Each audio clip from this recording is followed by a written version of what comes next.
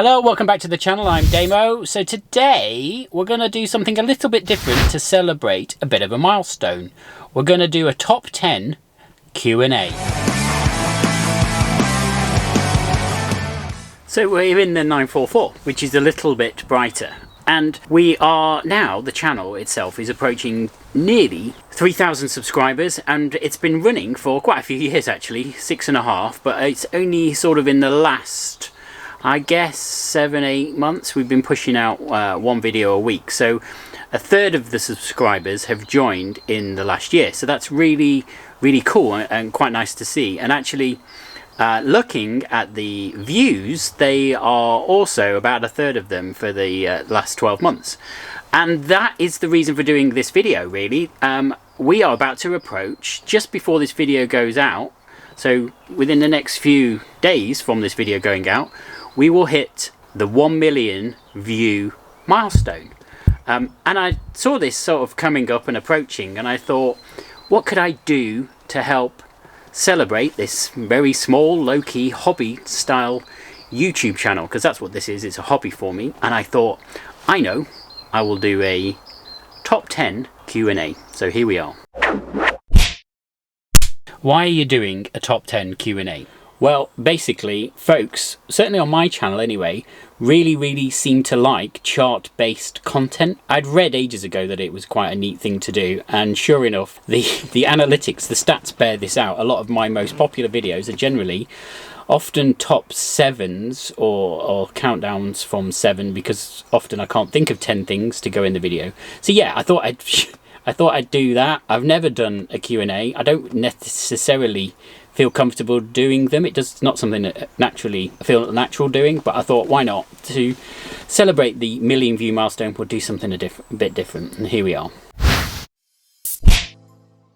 What is your most viewed video?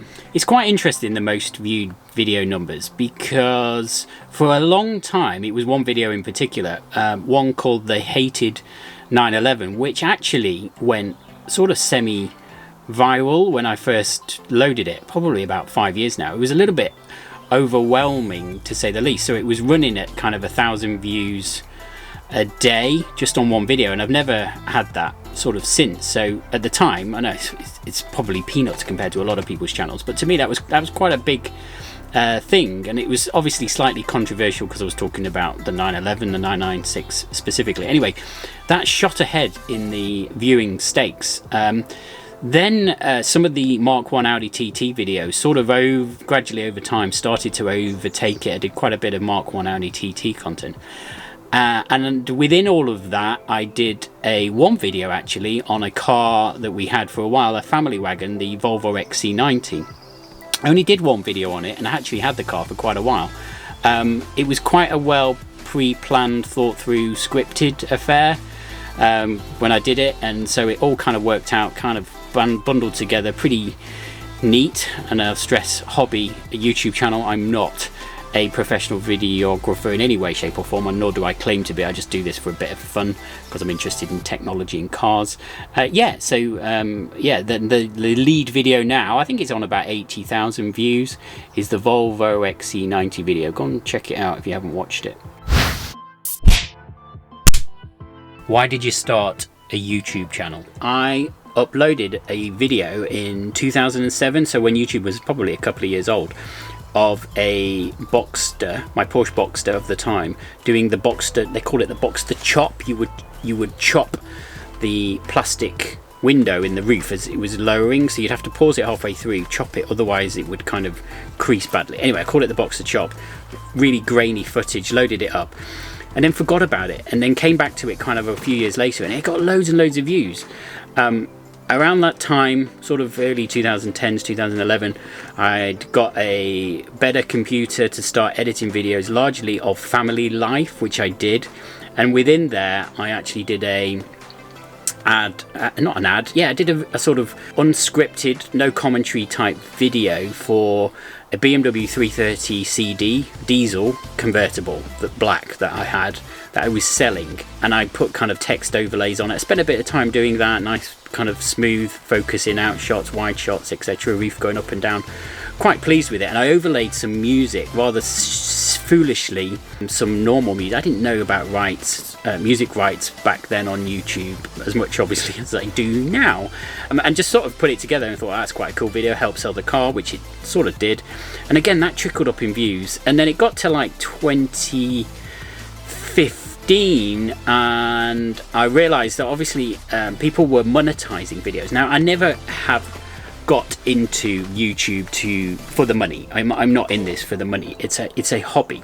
But if you can do a hobby and make a few quid on the side, I think that's kind of cool. And I sort of thought, why not? Why have I got these videos out there with stupidly with copyrighted music? Let's just do some more videos for fun. Myself, I like video editing, I like technology, and I like cars. We can combine all those things into a hobby, put it out on YouTube, share it. Some folks might be interested, maybe they're not. Gives me an opportunity to be creative with all those sorts of elements that I like. And bang, yeah, that's kind of it. The YouTube channel was born. And if you look back over my historic videos, you'll note that I didn't post that often. It's only been recently I've started to try and get a video out a week. How much do you earn from YouTube?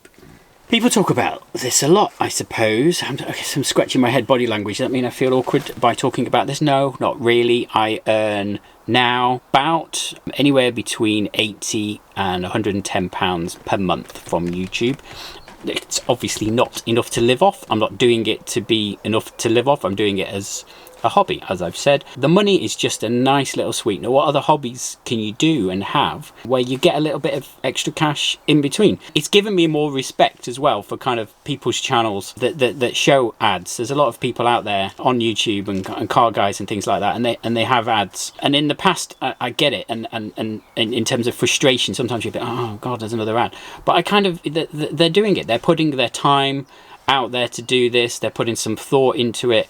They're editing it. You're not doing this to make millions and millions of pounds. This really is a passion project. So when I see other people doing it, it's really nice to see, and it's really cool to see. And yeah, I stick around sometimes and watch the ads for the sake of their channel. They're making a little bit of cash from it, and it is a little bit. It's not like loads and loads. As I say, I have no ambitions to become huge. I'm just doing this purely as a little hobby, a passion project. So there you go. Yeah, that's how much I am.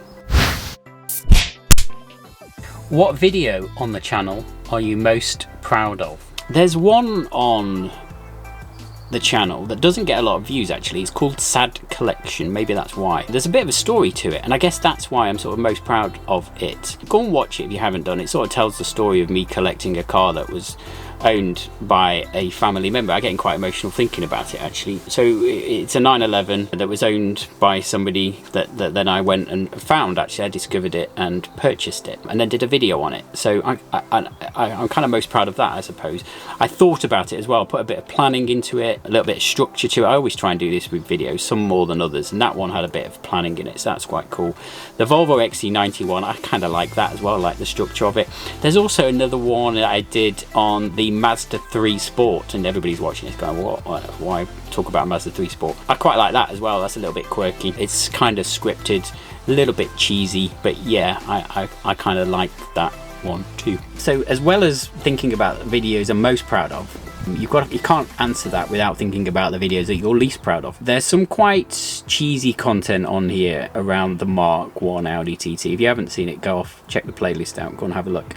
There was one video I did, the A to Z of the Mark 1 Audi TT. It's done well from a views perspective, for me anyway. And that was a video where, again, I sort of did it or put it together over a long period of time, and I sort of never really got on with it. And in the end, I just had to just do it, otherwise it was never going to get done. So I kind of threw it together and pushed it out there. Consequently, it is, I apologise now, a little bit cheesy and slightly, well, not controversial, but yeah, it's a little bit cheesy. It uses a lot of other people's footage, which I'm not naturally inclined to do. I don't really like doing that. I like to keep things original, even though I credited all the people on their videos. But yeah, that's a little bit cheesy. Sorry, we're going into specifics now a bit more, aren't we? Another video I don't know whether I'm least proud of it, or it's certainly a video that arguably is somewhat controversial, was a video that I did on the Toyota Avensis estate was a hire car. I went through a period of needing to travel with work, so I did a couple of hire car reviews because they were available to me. Why not? And jumped straight into this hire car before I'd really read and understood the spec. I'm not using that as an excuse, but there were some things in there that even when you looked at the spec just frustrated me. The fact that the seat, I couldn't get comfortable, the fact that the car wouldn't heat up, the fact that the adjusters to move the seat were just really old-fashioned. There was this bar there rather than like a nice molded sort of handle, and I just thought, really, Toyota, it just disappointed me. It sort of like just felt a bit old school, yet there was all this other silly guff, let's call it that, like eco mode and paddles and this horrendous CVT gearbox. Yeah, and I encourage people to dislike that video, not like it, and sure enough they did, to the point where I've stopped showing the likes on there. Yeah, and so, and I have to be careful and moderate the comments, which other people call me out on doing as well, but I mean, why not? It's my channel. So yeah, that's I almost contemplated taking that video down, but if you haven't seen it, go on to see it. I think I was probably having a bad couple of days with work, but yeah, there you go. Sorry. How do you come up with content ideas? It's hard, I suppose. I don't have the luxury of loads of time, free time, to kind of petition people to get into their cars and spend time kind of outside work. So obviously I have a day job to pursue as much as I perhaps would like, other opportunities to get into other people's cars and talk to them about it, etc. So I'm kind of stuck with my own cars, and yeah, it's finding those little bits of uniqueness and key points about them when you're doing your research, reading previous reviews, manuals, specifications and things like that. I always kind of go into that with an eye of trying to find little nuggets of information. I did a follow-up video on the Subaru WRX, yeah, the Subaru Impreza WRX, where I'd found out some really kind of cool, interesting facts about it, I suppose, about how it was built and things like that. And I thought, hey, this is worth sharing, but I tried to do it in a sort of light-hearted way, I guess. Yeah. How much effort goes into producing videos? Not as much as I used to do, because the throughput now is a lot higher, and so I do arguably put them together a little bit more quickly than I used to. I do intend to do more scripted videos. They are harder, A, to write, but B, also to present. It's really hard to present off a script and make it sound natural. It's effectively acting, which if you're not an actor and it doesn't come naturally, it's kind of hard to do. I have respect for people who are in the TV business and present as a result of doing YouTube. It's kind of tough. And then you can kind of spend a lot of time planning a video and scripting it, and then you do it, and actually it doesn't do that well on the views. Renault Zoe 1, for instance. I sort of, again, I tried to think of a twist on that as an idea, and yeah, it didn't really work. And I guess because the people that view and watch this channel aren't really into electric cars, kind of lesson learned, really. Yeah, so that one sort of failed. Whereas other videos that I sort of don't plan so much. Done a few for the Audi A4 B7, which you guys seem to really like, which is kind of cool, and I like that. I've sort of come up with an idea. The last idea I had, again, it was pretty scripted, and I came across pretty unnaturally. I didn't really enjoy watching that back or editing it, but it was a video I wanted to do about, in my opinion, again, thinking of ideas and content, the B7 Audi A4 is it the best version of the bunch of A4s? I sort of was bold and said it was. Of course I would, to my car. Again, didn't put much effort into that, but did well on views. So some more than others, some not so much, and yeah, some I always try and be a little bit unique and sort of share a little bit of information that somebody might not know about already. Otherwise, what's the point of being here if you're not kind of going to learn something? What's with the name? The name came about because when the channel started, I just hit a milestone birthday. As you do with milestone birthdays, you start questioning your life choices and doing all sorts of crazy things. One of those things was getting into cycling. So I invested in some bikes and started cycling, road cycling, mountain biking. Still got all the bikes, or some of the bikes, sold a few, done some reviews and put them on the channel. But the channel was designed my stupid naive view to be a mix of cars and bikes, and I was like, oh, it hasn't really been done before. I'll do cars and bikes, so I'll appeal to anybody that likes cars and bikes. Of course, the cycling took a slight backseat. I got into other fitness in other ways and didn't cycle as much and kind of didn't feel as comfortable doing reviews on bikes, but have done a few, so there are a few push bikes. Anyway, the name came about from the word pedal, which is synonymous with cars and with bikes, and of course loud pedal, in reverse that around and you get pedal loud. And yeah, I'm not a branding and marketing expert by any means, and I think that shows. And arguably, if I was to do this all again, I would probably change it, which is part of the reason why I added on the demo on cars bit, to make it a little bit more personable to me. Because in a lot of my other videos, I never even sort of said who I was, and I felt that's a bit impersonal. It's a bit impersonal. So I introduce myself now, change my intro to say who I am and welcome to the channel. So there you go. But that's how the name came about. How old are you? Well, I'm older than the most popular age demographic group who view my channel. There you go. So I kind of take that as a bit of a compliment. So as far as my YouTube audience, you guys are concerned, I'm supposed to be 10 years younger than I am. So I'll take that, okay? I'm old. What are the plans for the future? So for the channel, I'm going to continue to get out one video a week, maybe every 2 weeks. I might actually lower the frequency down and try and up the quality a bit and spend a bit more time, because I just don't unfortunately have as much time as I would like. So I kind of put myself under this pressure of doing one a week, and it kind of works, but you end up sort of cutting corners a bit, and I don't quite like doing that. So I may decrease the frequency of the video content, but keep on with the cars and the progress of them, and modifications, updates, fixes, etc. I'd like to do more videos on the Audi A4. I'm struggling for ideas on the Audi A4, and I have massively neglected the Audi TT, which you see parked behind me, where I'm asking these questions from. So that needs kind of redressing. I did a video on what mods I was going to do and promptly didn't do any of them. I'm sort of outstanding on that. In terms of the cars themselves, we're sat in the 944, this lovely modern classic. It's just a great car, and it comes, and you can, when you get in this car, you can smell it. It's just, love it.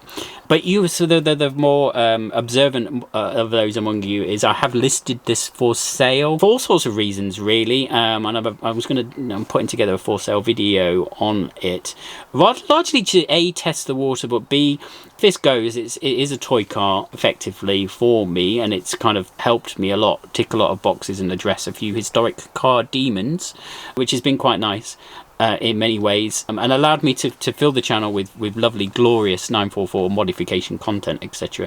But there are other things that I would like to do, so I don't want to stop with ideas and being creative and thinking of other things, and sadly I have a limit on the amount of cars I can have. I do have more parking space. It's more of a keeping certain people happy limit. So if I want to do the other things that I want to do, one of them has to go, which is essentially this one.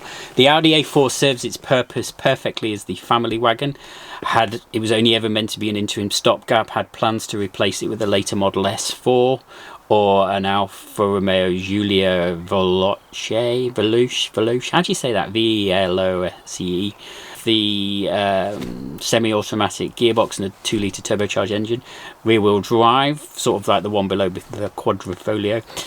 None of that has really happened because it's just been delivering, it's just been doing its job. And actually, driving the Volvo XC40, which we borrowed last year, see more videos on the channel of that, what we learned was if we do replace it with anything, it won't actually be another saloon stroke estate car vehicle. It will be a 4-wheel drive. So we've historically had a few 4-wheel drives in the family: RAV4, Jeep Grand Cherokee, XC90. There were others, is that it? Those are the main ones. So it will be replaced, if it gets replaced, or when it gets replaced, it will be with a 4-wheel drive car, which I admit and appreciate most people will go, oh, why do you want to do that? But that's just us, that's what we want to do. The TT behind me, my Mark 2 TT, which we've mentioned a bit. It's going nowhere. It was bought last year, sort of replaced the Lotus Evora really, but it was bought to be a modern, fresh, comfortable, reliable commuter vehicle, which didn't happen. It didn't fulfill that brief for all sorts of reasons, because the world changed, but I was expected to be using it as a commuter vehicle from sort of September last year. However, it looks like it will get used more as a commuter vehicle hopefully in the next few months, and I really want to do that and use it for what I bought it for. I think had I been using it over the last year for that purpose, by now I'd probably be thinking, oh, maybe I should sort of change it, and I do sort of think that a bit sometimes, on what would I get. And then I think, well, yeah, but don't do that until you've got some use out of it, because it's been a bit of money getting it all right and up to scratch. So yeah, so that's it. Yeah, that's it from a future of the channel point of view, and the cars. Yeah, 1 million views, and that's where we are. What have you learned from doing YouTube? Loads, actually, loads. Let me impart some knowledge. Let me read from my phone what I wrote down. Audio is a bitch to get right. It's probably not great in this video, and you can hear birds.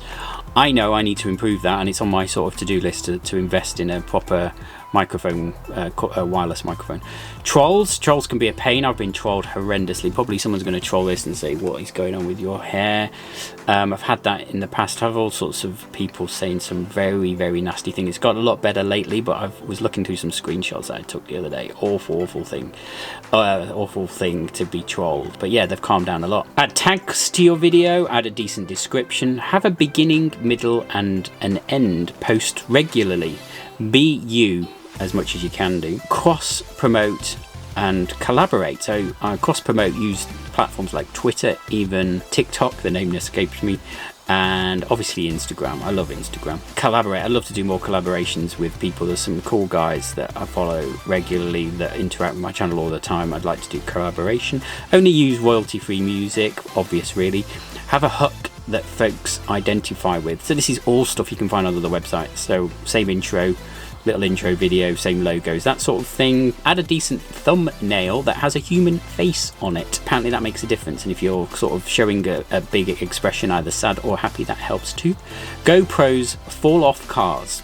They do, and they will eventually break after enough falls. That is also true. I've lost GoPros and have a few. Doing a video that is scripted is super efficient, so it kind of, when you've scripted it, generally there's fewer words. You don't tend to waffle as much, perhaps like I am now, but it's hard. I mentioned this before, and it's basically acting. Although, having said all of that, they do better generally in terms of views. Don't chew gum on camera. Don't wear sunglasses. I have reactor lights, causes all sorts of problems. And it's Porsche, not Porsche, although I tend to use both a bit interchangeably. When people comment on the back of your videos to say that they've purchased based on watching your videos, it happened with the M3, it's happened with the TTs quite a bit. It's very rewarding, which is kind of nice. And it sort of occurred to me, I was like, my videos have influenced them. Does that make me an influencer? Possibly. Goodness, which is slightly concerning and a little bit worrying, but it gives you a warm fuzzy feeling really. So combining the tech, the cars, the editing, the fun into YouTube, rolling that all together as a hobby, making a few quid on the side, and it is only a few, because the time, money and effort that goes into it is quite a lot bigger. Doing all of that, and then somebody going, yeah, thanks for that, that's really helped me and informed me, and I'm gonna, you know, I bought my car on the back of seeing your videos. That is really, really cool. Okay, on that note then, we will close off there. A massive thank you so much to everybody that has watched the videos, everybody who subscribed to the channel. If you haven't subscribed, please do. There'll be a few more 944 videos, trust me. I've got a little sneaky project lined up for the TT that I'm going to do, and I'm going to think of some stuff for the A4 content to get on, but if you have any ideas, tell me. Yeah, so there we go. Thanks for watching. We'll see you again soon. Cheers.